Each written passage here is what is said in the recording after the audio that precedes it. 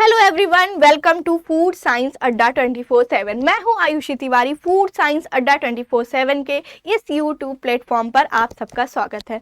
तो बहुत सारे बच्चों की बहुत टाइम से क्वेरीज आ रही थी कि मैम जेआरएफ के बारे में थोड़ा बता दो, जेआरएफ के बारे में बता दो, प्रिपरेशन कैसे करें, क्या कैसे करें। तो आज हम उसी टॉपिक पे कंप्लीट एनालिसिस करेंगे और देखेंगे जेआरएफ होता क्या है, इसका एग्ज़ाम पैटर्न क्या है और हमें फेलोशिप कितनी मिलती है, एलिजिबिलिटी क्या है, और अगर हम मास्टर्स कर भी लेते हैं, जो भी हमारे ग्रेजुएट्स हैं, स्टूडेंट्स हैं जो मास्टर्स करना चाहते हैं हमारे फूड साइंस में, फूड इंजीनियरिंग में, फूड प्रोसेसिंग टेक्नोलॉजी में, जो भी हमारे स्टूडेंट हैं करना चाहते हैं मास्टर्स, तो उनके लिए ये वीडियो बहुत ही अच्छा होने वाला है। यहाँ पे हम देखेंगे कि आप कैसे एडमिशन ले सकते हो एक टॉप यूनिवर्सिटीज़ में जहाँ पे आपको अच्छी खासी फेलोशिप भी मिलती है। ठीक है, तो आज हम देखेंगे जेआरएफ के बारे में। तो सबसे पहले हम कौन कौन से टॉपिक यहाँ पे कवर करने वाले हैं। तो सबसे पहले है हमारा कि जेआरएफ एग्जाम होता क्या है, फूड टेक्नोलॉजी का जेआरएफ होता क्या है, इसका एलिजिबिलिटी क्राइटेरिया क्या है, एग्जाम पैटर्न क्या है, बेनिफिट्स क्या क्या मिलेंगे अगर आप ये एग्जाम क्वालिफाई कर लेते हो। ठीक है, फिर है स्ट्रैटेजी क्या होनी चाहिए अगर आप प्रिपरेशन कर रहे हो। अभी तो एग्जाम होने भी वाला है, अगर आप प्रिपरेशन कर रहे हो तो आपकी स्ट्रैटेजी क्या होनी चाहिए। फिर है करियर अपॉर्चुनिटी आफ्टर क्वालिफाइंग, अगर आप ये एग्ज़ाम क्वालिफाई कर लेते हो तो आपके करियर में क्या क्या अपॉर्चुनिटीज़ हैं जो आपको मिल सकती हैं। ठीक है, तो सबसे पहले हम देखेंगे कि हमारा आईसीएआर जेआरएफ होता क्या है, फूड टेक्नोलॉजी का आईसीआर जेआरएफ क्या होता है। तो सबसे पहले ये टॉपिक देखेंगे।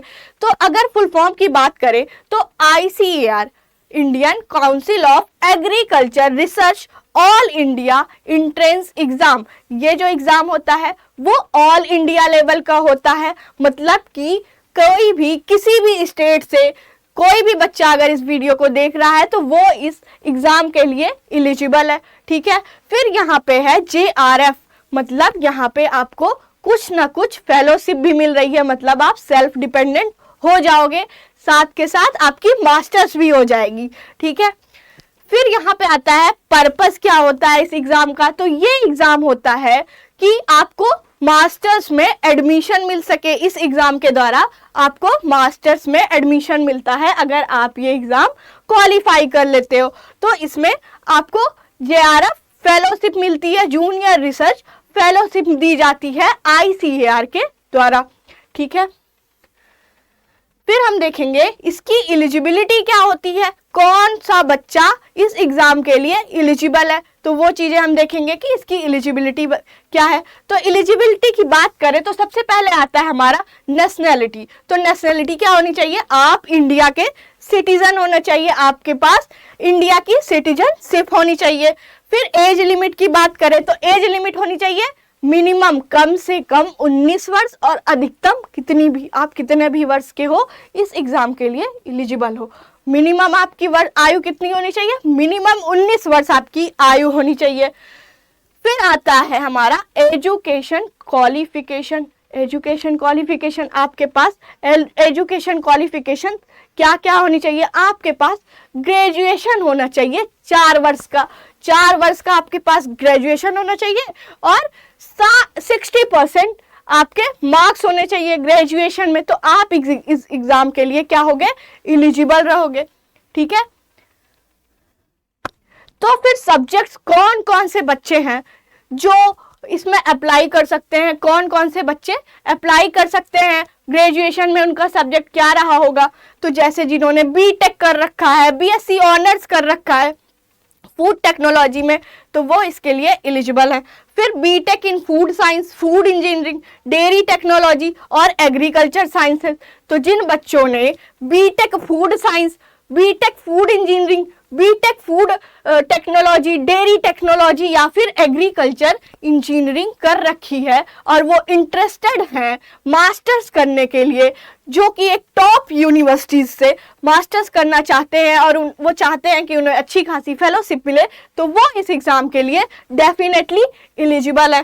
फिर यहाँ पे आता है BSc honours in agriculture sciences, आपके पास बीएससी या बीएससी ऑनर्स है एग्रीकल्चर साइंसेज में तो आप उसके लिए भी एलिजिबल है। फिर बीएससी ऑनर्स इन हॉर्टिकल्चर, आपके पास बीएससी ऑनर्स हॉर्टिकल्चर है तो भी आप इस एग्जाम के लिए एलिजिबल हो। फिर आता है एग्जाम पैटर्न कैसा होता है। तो कोई भी एग्जाम की आप प्रिपरेशन कर रहे हो तो सबसे पहले दिमाग में आता है भाई इस एग्जाम का पैटर्न क्या होगा। तो हम सबसे पहले देखेंगे कि एग्जाम का पैटर्न कैसा होता है। तो एग्जाम पैटर्न की बात करें तो जो मोड ऑफ एग्जामिनेशन है वो आपका कंप्यूटर बेस्ड टेस्ट होगा, मतलब ऑनलाइन एग्जामिनेशन होगा, सीबीटी मोड में होगा, ठीक है। लैंग्वेज की बात करें तो आपका पेपर जो है वो सिर्फ और सिर्फ इंग्लिश में आता है, ठीक है। आपका पेपर सिर्फ और सिर्फ इंग्लिश में आएगा और सीबीटी बेस्ड रहेगा। फिर बात करते हैं ड्यूरेशन की, तो आपको 2 घंटे का समय मिलेगा 120 प्रश्न सॉल्व करने के लिए, ठीक है। 2 घंटे का समय मिलेगा आपको 120 प्रश्न सॉल्व करने के लिए, मतलब 120 मिनट मिल रहे हैं 120 प्रश्न सॉल्व करने के लिए। इट मींस एक क्वेश्चन के लिए सिर्फ 1 मिनट। फिर टोटल मार्क्स की बात करें, टोटल क्वेश्चन तो हमारा हो गया 120। फिर टोटल मार्क्स की अगर बात करें तो 480 मार्क्स का हमारा पूरा पेपर होता है, ठीक है। आपको अगर आप राइट आंसर लगाते हो तो आपको 4 नंबर मिलेंगे और अगर आप गलत क्वेश्चन लगा देते हो टिक तो आपके 1 नंबर चले जाएंगे, मतलब 1 नंबर की नेगेटिव मार्किंग है और पर क्वेश्चन आपको 4 नंबर मिलने वाले हैं। फिर यहाँ पे आता है अगर आप कोई क्वेश्चन आपको नहीं आ रहा है, आप क्वेश्चन छोड़ देते हो तो उसमें क्या होगा, उसमें आपको 0 मार्क्स मिलेंगे, ठीक है। ना ही आपका कुछ घटेगा ना ही कुछ बढ़ेगा, मतलब 0 मार्क्स मिल रहे हैं।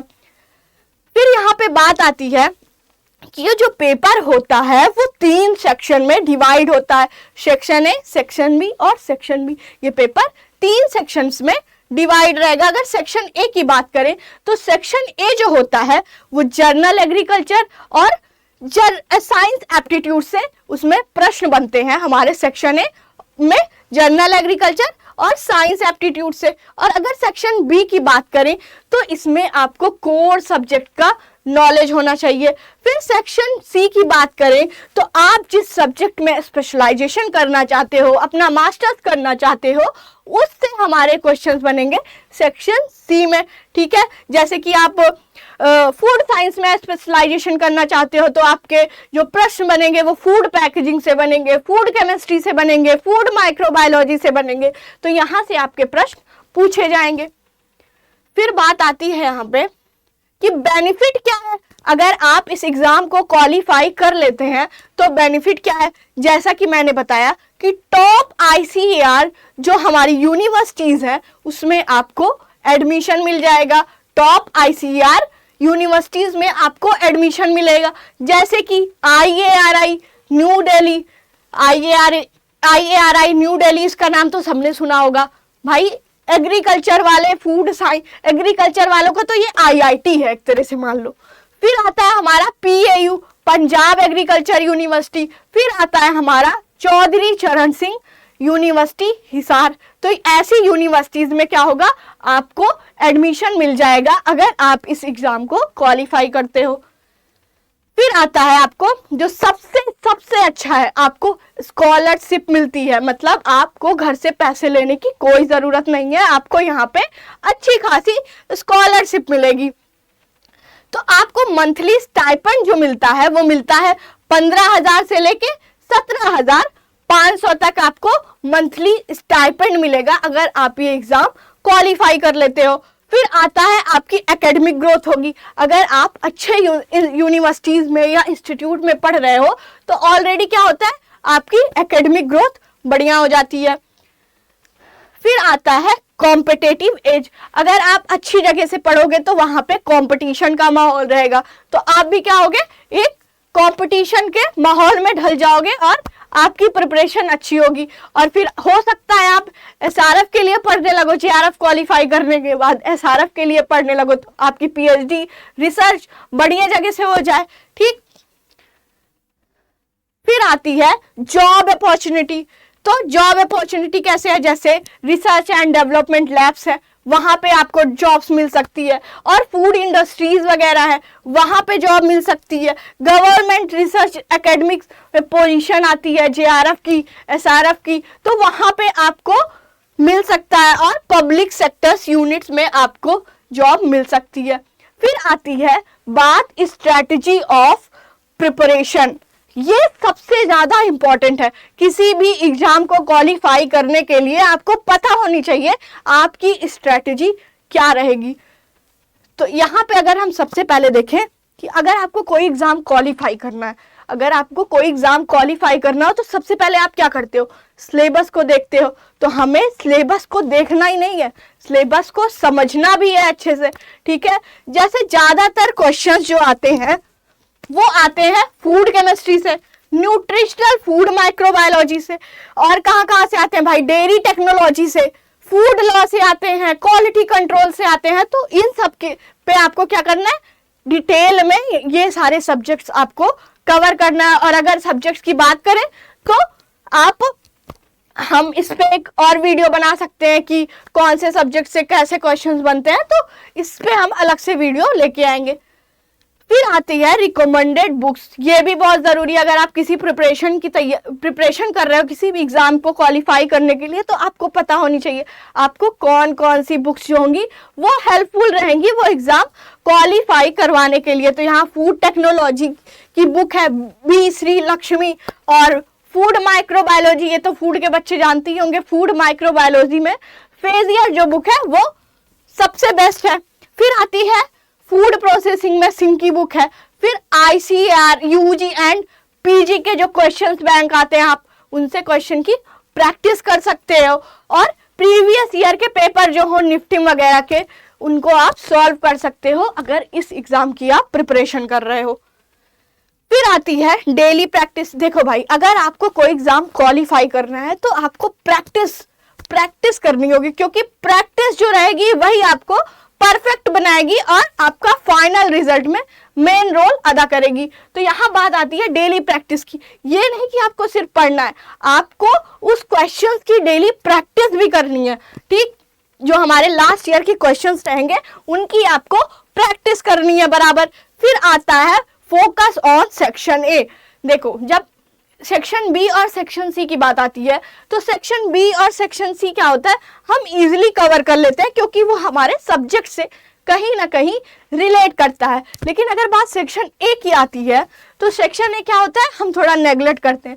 सेक्शन ए हमने नहीं पढ़ा तो उसको थोड़ा नेगलेक्ट करते हैं, लेकिन हमें यहाँ पे सेक्शन ए पे भी अच्छा खासा फोकस करना है, जिसमें हमारा जनरल एग्रीकल्चर, करंट अफेयर इन फूड, एग्रीकल्चर, जनरल साइंसेस से क्वेश्चन बनते हैं। तो हमें सेक्शन ए को नेगलेक्ट नहीं करना है। फिर आता है टाइम मैनेजमेंट। टाइम मैनेजमेंट, अगर आपको 120 मिनट मिल रहे हैं 120 प्रश्न को सॉल्व करने के लिए, तो आपका टाइम मैनेजमेंट कैसा होगा ये आपका रिजल्ट पूरा डिसाइड करेगा आपने टाइम कैसे मैनेज किया। क्योंकि 1 मिनट में आपको एक प्रश्न हल करना है। तो अगर आप डेली प्रैक्टिस करोगे और आप टाइम देखते रहोगे कि मैंने 120 मिनट में कितने प्रश्न सॉल्व किए, तो आपकी डेली प्रैक्टिस से क्या होगा, आपका टाइम भी मैनेज होगा। तो यहाँ पे टाइम मैनेजमेंट बहुत जरूरी है। और या तो आप ऐसा डिवाइड कर सकते हो कि 20 मिनट में मुझे सेक्शन ए करना है, 30 मिनट में मुझे सेक्शन बी करना है, और 40-50 मिनट में हमें सेक्शन सी करना है। तो आप इस तरीके से क्या करते हो, कर सकते हो, अपना टाइम जो है वो डिवाइड कर सकते हो। फिर आते हैं गवर्नमेंट जॉब्स। तो कौन कौन सी गवर्नमेंट जॉब्स है जो आपको मिल सकती है आफ्टर मास्टर्स। तो यहाँ पे देखते हैं हम, जैसे हमारे FSSAI में food safety standard authority of India में यहाँ पे टेक्निकल ऑफिसर, फूड एनालिस्ट, ये सब वैकेंसी जो होती है वो हर साल आती है। तो आप अपने मास्टर्स के टाइम पे क्या कर सकते हो, इस एग्जाम की प्रिपरेशन भी कर सकते हो। फिर आता है FSSAI, food corporation of India में मैनेजर और क्वालिटी कंट्रोल की पोस्ट आती है। फिर आता है ब्यूरो ऑफ इंडियन स्टैंडर्ड, यहाँ पे फूड इंस्पेक्टर, टेक्निकल असिस्टेंट की वैकेंसी आती है। फिर आता है स्टेट पब्लिक सर्विस कमीशन में हमारी food safety officer, lab assistant. तो इन सब की पोस्ट हर साल हर स्टेट में कभी ना कभी पोस्ट आती रहती है। मतलब ऐसा होता है कि इस बार इस स्टेट में आई, इस बार इस स्टेट में आई, तो हर साल 5-6 स्टेट में फूड सेफ्टी ऑफिसर की पोस्ट देखी जा रही है। फिर आता है आईसीआर इंस्टीट्यूट। तो आईसीआर इंस्टीट्यूट में क्या हो सकता है, आप साइंटिस्ट बन सकते हो या फिर टेक्निकल ऑफिसर बन सकते हो। और फिर प्राइवेट जॉब्स की बात करें तो प्राइवेट जॉब्स कौन कौन सी है जो आप ले सकते हो इस एग्जाम को क्वालिफाई करने के बाद। सबसे पहले आता है फूड टेक्नोलॉजिस्ट। तो नेस्ले, अमूल, आईटीसी, ब्रिटानिया, जो भी हमारी मल्टीनेशनल कंपनीज हैं फूड की, उसमें आप जॉब ले सकते हो। फिर आता है हमारा क्वालिटी एश्योरेंस कंट्रोल एग्जीक्यूटिव। तो जैसे हमारे PepsiCo, Coca Cola, Parle, Haldiram है, तो यहाँ सब भी बराबर हर मंथ वैकेंसीज अच्छी खासी देखी जाती हैं, तो वहां पे आप जॉब ले सकते हो इजिली। फिर आता है production plant supervisor, Patanjali, Reliance retail, तो यहाँ सब ये सब वैकेंसीज जो है वो हर साल देखी जाती हैं। हर साल की बात छोड़ो, आप हर महीने देखी जाती हैं वैकेंसीज। फिर आता है फूड पैकेजिंग स्पेशलिस्ट। तो ये टेट्रा पैक और उफ्लेक्स में ये वैकेंसीज देखी जाती हैं। फिर आता है इंटरप्रेन्योरशिप और स्टार्टअप। आप क्या कर सकते हो, खुद का स्टार्टअप कर सकते हो, खुद की फूड प्रोसेसिंग यूनिट डाल सकते हो, बेकरी और स्नैक्स का बिजनेस कर सकते हो, या फिर अपना कोई ऑर्गेनिक फूड ब्रांड खोल सकते हो। ठीक है, इसमें आपका कौन सपोर्ट करेगा स्टार्टअप, अगर आप स्टार्ट करना चाहते हो तो नाबार्ड ग्रांट ऐसी स्कीम्स हैं, इनके द्वारा क्या कर सकते हो, आप अपना स्टार्टअप स्टार्ट कर सकते हो। ठीक है, तो आज के वीडियो में इतना ही। अगर आपको इसके अलावा भी और कोई जानकारी चाहिए तो आप कमेंट सेक्शन में बता सकते हो। और अगर आपने हमारे चैनल को सब्सक्राइब नहीं किया फूड साइंस अड्डा 24/7 को, तो जरूर सब्सक्राइब करें, लाइक करें और इस वीडियो को ज्यादा से ज्यादा शेयर करें। Thank you so much.